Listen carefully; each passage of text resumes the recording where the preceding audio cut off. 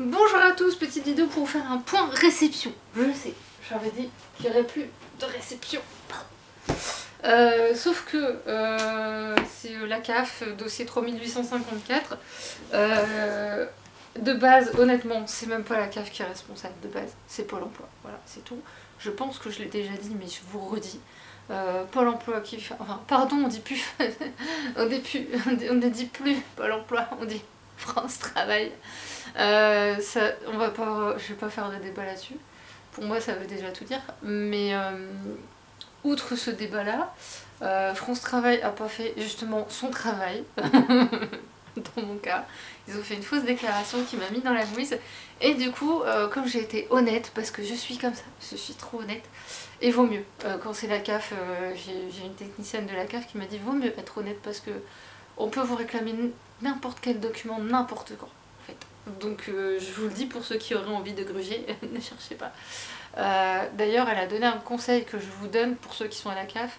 Dès que vous faites une déclaration de changement de situation, comme quelquefois ça peut déconner, genre par exemple entre chômeurs indemnisés et non indemnisés, par exemple, je parle en connaissance de cause, elle a bien dit surtout envoyer le document qui va avec, qui prouve que vous êtes indemnisé ou pas indemnisé en fait.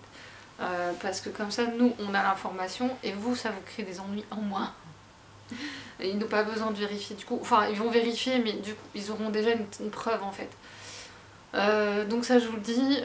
Donc grosso modo, mon problème est réglé et je passe de galère à je vais y arriver. C'est un peu ça, je respire. Sous réserve que.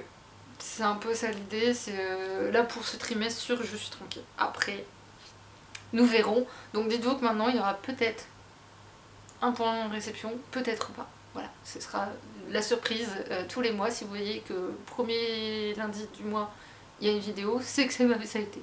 S'il n'y en a pas, c'est soit que j'ai été très sage ou que rien ne m'intéressait, soit que ça sent pas bon. Voilà. Bref, j'ai reçu le cycle d'Imdine, le tome 2, Notre Peuple aux éditions de l'Atelier des Cahiers. Pour la petite histoire très drôle, je tiens à le préciser, c'est qu'ils m'ont envoyé une vidéo en privé sur Instagram pour présenter ce tome-là, que l'autrice avait mis en ligne sur Instagram, donc elle est disponible pour tout le monde, mais moi ils me l'ont envoyé en fait, je sais pas s'ils me l'ont envoyé ou tagué, je sais plus, enfin. Mais quand je l'ai vu, j'étais là en mode vous me frustrez parce que je le veux ce livre, mais je le veux. Et une semaine avant la sortie, j'étais étonnée qu'ils ne me l'aient pas encore proposé parce que généralement ils proposent des livres au moins deux semaines avant, ils vous envoient un mail en fait pour vous le proposer. Et c'est bizarre. Et comme à ce moment-là j'étais pas censée m'en sortir, je ne pouvais même pas dépenser un centime à des vrais, je me suis payé le culot de leur demander. Je me suis dit, eux en fait comme ils proposent souvent leurs livres, je me suis dit je peux me le permettre. Parce que je suis pas quelqu'un qui suis du genre à réclamer ou à demander des choses, c'est pas mon genre du tout. Et là pour le coup j'ai demandé et c'est assez drôle parce que nos mails se sont croisés. Je me dis on a lu dans nos pensées respectives, ça c'était assez drôle. Donc je l'ai reçu et je l'ai fini hier au moment où je tourne. Je viens de mettre la chronique en ligne. J'ai eu beaucoup de mal à faire la chronique. Je ne sais pas ce que j'ai en ce moment, mais écrire des chroniques pour moi est très compliqué. Alors je pense parce que ça fait 2 livres de fantaisie historique que je lis d'affilée quasiment. J'ai entrecoupé d'une lecture. J'ai pensé avoir été plus de coupures, mais ça faisait un mois que je l'avais reçu quasiment. Et moi je me mets comme délai, 1, 2, 3, donc comme délai de le lire dans le mois qui suit la réception, au grand maximum. J'essaie, après là avec la cage, j'avoue que j'ai perdu un rythme énorme pendant le temps que ça se règle. Là ça y est, ça revient. La preuve, c'est que je l'ai lu en 2 ou 3 jours, je sais plus. Donc c'est plutôt positif. Je vous laisserai aller voir mon avis. Là comme ça, je ne sais pas comment vous expliquer mon avis parce que je l'ai trouvé très différent du premier. Pourtant c'est sa continuité. Et j'arrive pas à trouver le truc qui fait que c'est si différent. Il y a une partie, je le sais, mais j'ai l'impression même dans l'atmosphère c'était très différent, mais c'est logique. Je pense sincèrement que c'est logique. Après, un page turner comme le premier, j'ai eu juste du mal au début parce qu'il fallait que je me resitue les choses, etc. Et comme j'ai ma VMC là qui fait du bruit et qui m'empêche de me reposer réellement, puisque ça me tape sur le système. Là en fait tant que je parle ça va, mais une fois que j'arrête de parler je l'entends et c'est l'impression que ça me rentre dans le crâne. C'est horrible. Bref, donc c'était une chouette lecture. Vous en réentendrez parler. J'ai l'impression de lire un livre, mais c'est pas grave. Chez ma libraire, une couronne de lierre et de verre aux éditions Olympe de Claire Legrand. Je n'ai jamais eu l'intention de l'acheter, mais ma libraire en a parlé lors du dernier club lecture qui remonte à pas si longtemps que ça. Le jour J, j'ai failli le prendre et je pouvais parce que il me restait de l'argent liquide des fêtes. Et quand c'est de l'argent qu'on m'offre, je m'achète des livres. C'est automatique, il n'y a même pas à chercher. Sauf si j'ai repéré autre chose. Et j'aurais pu, mais j'hésitais, je sais pas, parce que même si elle a adoré estampillé Romantasy, elle n'est pas d'accord avec ce genre. Je peux pas dire si c'est vrai ou faux, mais je suis d'accord sur le principe de dire c'est pas parce qu'il y a de la romance et de la fantasy que c'est de la romantasy. Je veux dire, dans 99% des bouquins publiés à l'heure actuelle, t'as forcément de la romance, parce que forcément, ça paraît impensable de créer un livre sans qu'il y ait une romance. Je sais pas pourquoi, mais ça paraît impensable. À moins d'écrire un documentaire ou un essai. Et encore que, quand je vois les masses critiques Babelio, ça fait 2 fois que je vois les masses critiques Babelio, je suis effarée par ce que je peux voir. Mais bref, c'est un autre débat. Tout ça pour dire que elle a dit c'est la fantaisie avec une romance qui est présente mais qui n'est pas essentielle à l'histoire. Enfin, essentielle. Je pense que ça fait partie de l'histoire, mais c'est pas ce qui est le plus important. L'intrigue est plus importante. Moi, dans ce cas-là, ça peut passer. Et là, comme ça, le feuilleton vite fait, j'ai dit ça peut. Elle a été très claire, je lui ai demandé, de toute façon, je lui ai dit, est-ce que tu penses que j'aimerais? Elle dit, oh, toi, c'est sûr. J'ai dit, même avec ce que tu viens de dire, par rapport à justement l'aspect romance, un du oui, ça va passer avec toi. Et elle m'a dit, enfin, je sais plus, elle m'avait expliqué un truc, et j'ai hésité, puis je dis, voilà, allez, jusqu'à maintenant, elle a toujours fait mouche avec moi, je vais lui faire confiance. Le cycle des secrets, le tome 1, Les marches des géants de Manon Fargeton aux éditions Gallimard Jeunesse. J'adore Manon Fargeton. Était-il besoin de préciser pourquoi je l'achetais? Évidemment que non, c'est évident. C'est écrit très gros. Je suis très étonnée par la taille d'écriture. C'est hyper agréable pour moi. Je vais pas avoir l'impression de me péter les yeux. Bon, ça c'est bien. Bon, après, c'est une incidence sur le prix, je suppose. Oh non, ça va, c'est raisonnable. Franchement, j'ai vu pire. Zizi Cabane de Bérengère Cournue aux éditions Le Tripode, que j'avais repéré à l'époque en grand format et que je me suis retenue et que j'ai bien fait. Et surtout qu'entre temps j'ai acheté 2 autres poches d'elle que j'ai lues, oui, ceux-là sont lus, c'est miraculeux. Et j'ai adoré sa plume. Du coup, quand j'ai vu que sortait en poche, j'ai dit c'est bon, je l'embarque, celui-là il n'y a même pas à hésiter. Et je suis sûre que ma libraire a dû me maudire. Je la connais, elle a dû me maudire. Ah, j'ai oublié ceux-là. J'en parle après. J'avais dit que j'achetais plus de romans asiatiques parce que j'ai plus de place pour les ranger. Le café du temps retrouvé de Toshikazu Kawaguchi aux éditions Le Livre de Poche. Alors déjà même ma mère était à côté de moi dans la librairie, elle dit t'as vu il y a ce livre là? Et en fait elle a adoré le tome 1. Je l'ai lu aussi, j'ai bien aimé, alors pas autant qu'elle, mais je sais pourquoi. En fait on a lu 2 livres mais pas dans le même ordre. Et étonnamment sur le deuxième on a eu la même réaction. Pourtant on n'a pas lu dans le même ordre, je vous jure. Mais c'est le même état d'esprit en fait dans les 2 livres. Et du coup quand il y a le premier où tu l'as adoré, le deuxième forcément tu dis ouais bon c'était bien. Alors celui-là je vous en reparlerai prochainement parce qu'il est lu, il est en attente, voilà. Et il est en attente de passage vidéo. Mais je vous expliquerai ce qui m'a un peu tiqué. Il y a un truc qui m'a fait tiquer, mais ça c'est moi. C'est typiquement moi ça. L'autre, le grand magasin des rêves de Limier aux éditions Piquet. Je l'ai repéré. Et quand je l'ai vu chez ma libraire, j'ai dit bah elle a pensé à moi, ça c'est sûr, je la connais. Elle a vu, c'est pour Gwen, ça c'est sûr. Et moi, ma mère avait dit qu'elle achèterait parce qu'à ce moment-là, financièrement, je devais faire très attention. En dehors des sous de Noël, je ne pouvais pas. Et ma mère arrivait devant, elle fait je sais pas, elle est passée à autre chose. Et moi, j'ai pas résisté. J'ai dit maman, tant pis pour toi, tu attendras. Ensuite, ce don perfide de Émilie Sied. Dites-moi comment on prononce, je sais pas, aux éditions Rajo.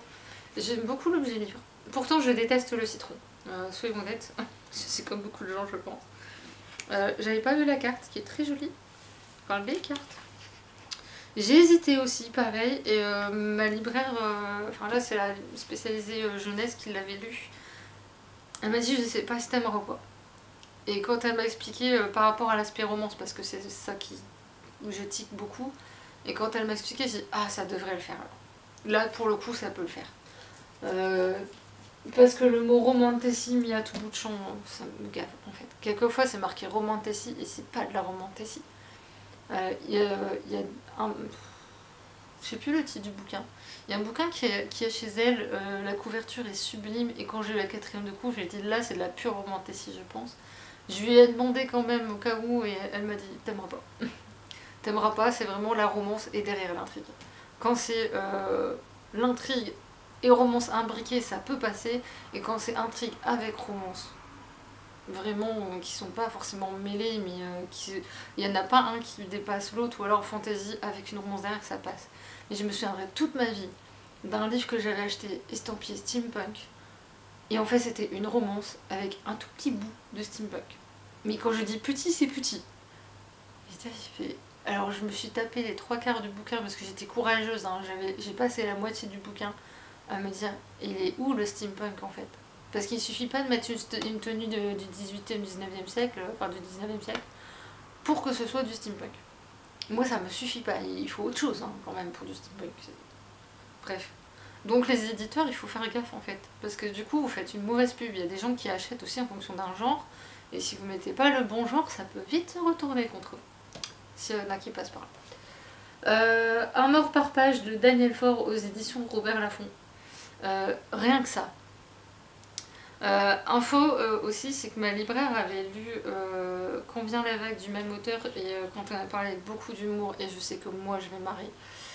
Et moi après elle me met ce livre là en rayon un mort par page sachant que ce monsieur a beaucoup d'humour. Et quand je vois en plus la quatrième de couve. Alors moi et l'humour noir, on est potes. Mais vraiment, je vous lis la quatrième de couve. Quand il se passe un certain temps sans que personne meure autour de moi, je suis inquiet. Et moi en fait mon imagination elle est partie là, ça y est. Moi honnêtement elle est partie. Et c'est drôle parce que quand je l'ai pris, ma mère m'a dit mais j'allais l'acheter aussi. Pour les mêmes raisons. Je suis pas sûre que ce soit pour ces raisons là mais...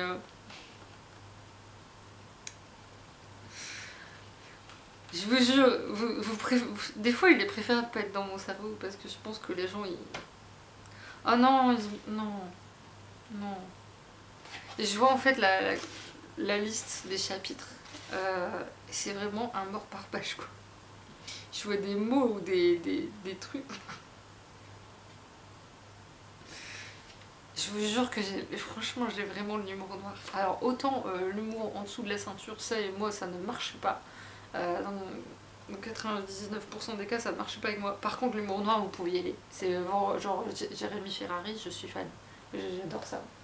C'est... Bref.